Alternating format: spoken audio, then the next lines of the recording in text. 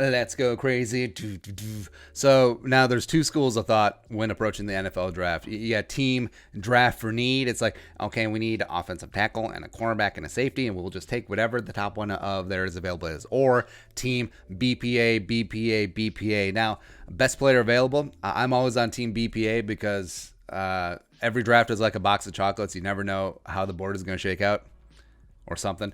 So if you look at the Vikings through history at BPA, well, extreme examples, because that's what you do to establish your narrative. So extreme examples of the Vikings needed a quarterback in 2011. They panicked because Jay Clock was off the board, Blaine Gabber's off the board, so they took Christian Ponder at 12. How'd that work out? Great. And then you look at BPA throughout history. Well, the Vikings didn't really need a receiver in 98, did they? Chris Carter, legend. Jake Reed, 3 straight 1,000-yard seasons, but this little dude who got kicked out of FSU and Notre Dame and just lighting things up at formerly 1AA Marshall, that guy. Let's take that guy. Or 2007, you didn't need a running back because you had Chester Taylor, free agent signee, coming over from Baltimore, pride of Akron. Let's go Zips. Ran for 1,000 yards as well as he could catch the ball. But let's take a running back, Adrian Peterson. At 7. Those works out. So I'm always on team BPA, and we like to do this exercise a couple times a year where we'll spin up one of the mock draft machines either on the Draft Network or on Fanspeak. Nailed it.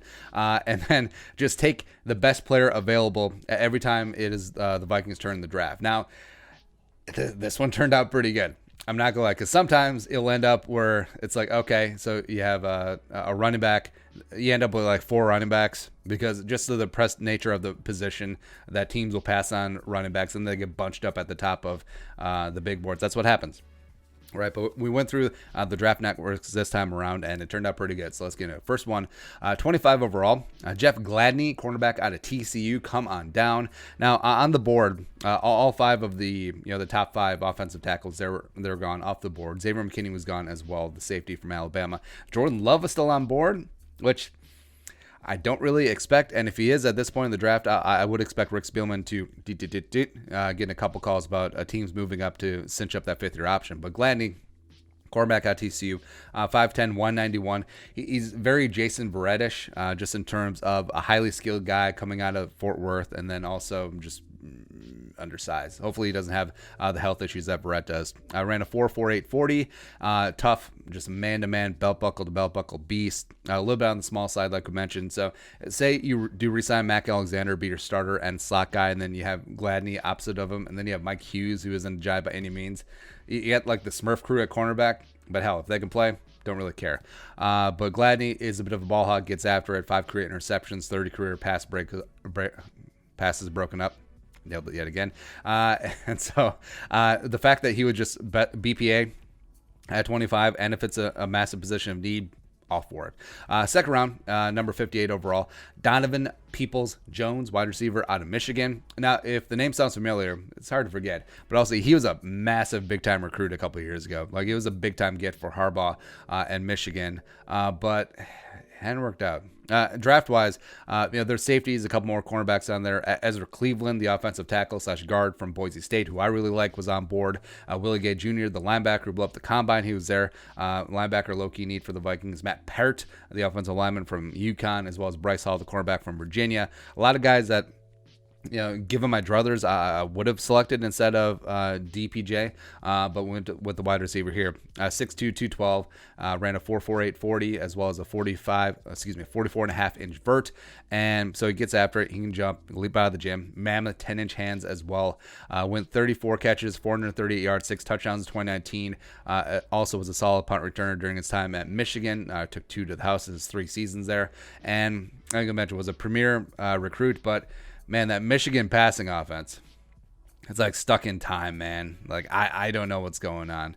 And in terms of just being a tough guy outside the numbers, maybe that will take some refinement. Doesn't he work on his route running? But it seemed that his best success at Michigan was when he was working on the slot, even though that's Thielen's territory. Could you see a spot where Thielen digs on the outside? They got Peoples-Jones, who's got great size, working on a slot. Maybe the next Marquez Colston. Hello? Big slot. Let's go. All right, so even the wide receiver, Not a glaring position of need right now, but like we said, we're sticking with the exercise, and that's by far not the most questionable pick. That comes up next. So 89 overall, third round, tight end Cole Kmet from Notre Dame. Now, this is the first time that we really got sort of effed by the board, because Jalen Hurts is still on board. Jake Fromm is still there, even though I don't really care about Jake Fromm. Offensive line, like Ben Barch from St. John's and Nathaniel Moody, the guard from Fresno State, still there.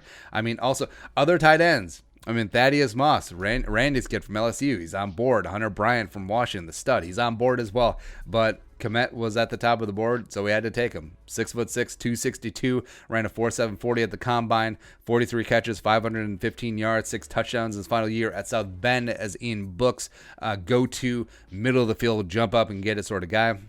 And so here's what's weird. So you have a big-bodied, basketball-style, box out in the red zone, go-get-it tight end from Notre Dame who wore number 9. You're getting him to eventually replace a big-bodied, basketball-style, box out in the red zone and go up and get a tight end from Notre Dame who also wore number 9. Right? So, I mean, tight end, certainly not a massive position of need. You got Rudy, who's coming off a great season last year.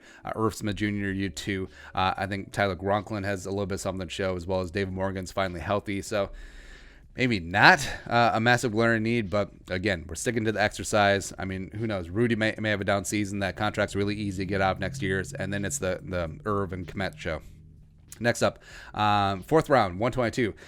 I like this pick. I really like how this one worked out. So the Vikings finally go offensive line. Then went with Tyler Biadasz, which I finally learned how to pronounce because I looked it up. He's a center, interior offensive lineman from Wisconsin. And as far as interior offensive linemen go, like Solomon Kinley from Georgia was still there, Damian Lewis from LSU, Tyler Johnson, the wide receiver from the Gophers, is still on board. Lots of running backs, but Vikings went O-line finally, 6'4", 314. 3-year starter for the Badgers, just a smart, cerebral, get after it type of kid.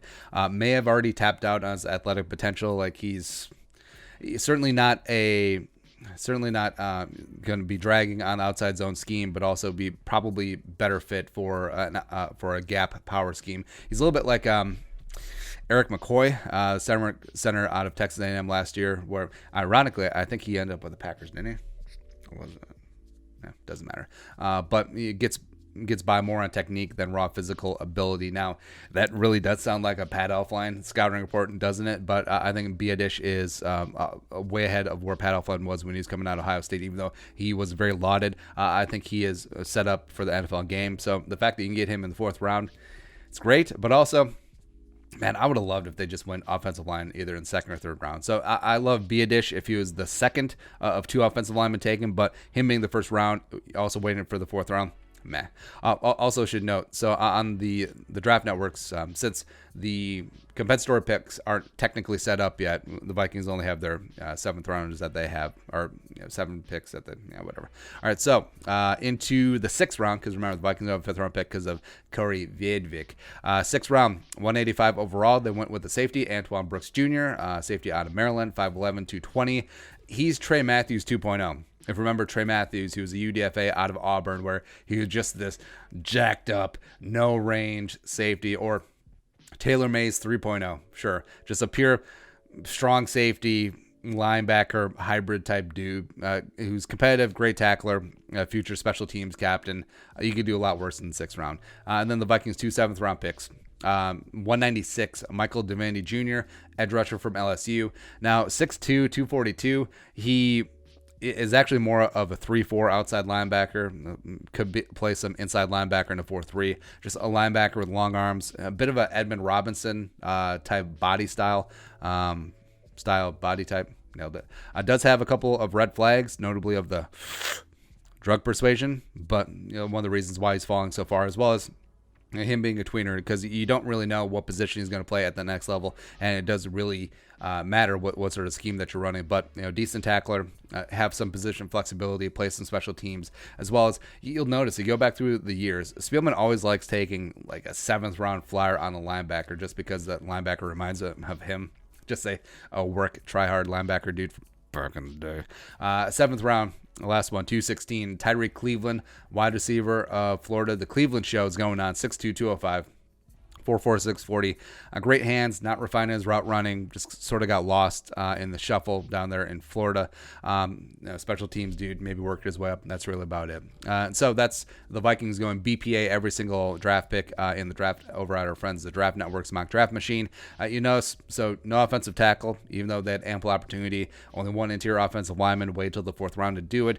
3 receivers, or 2 tight ends, a receiver, which I'd be surprised by, as well as didn't address safety until the 6th round. But the fact that they're able to nail and get BPA as well as position need at cornerback 1, I think that is the saving grace of this draft overall. But yeah, it's a fun exercise. If you're playing around with one of the machines over at Fanspeak or Draft Network, I suggest you do this just to see what's potentially could be available at every single step of the draft. But your thoughts, Vikings going BPA every single pick, let us know in the comment section below. Also, subscribe for daily Vikings takes. If you want to support the work, pull us up in the Venmo. Plus, give us a follow on social media as well. But until next time, Skull production value.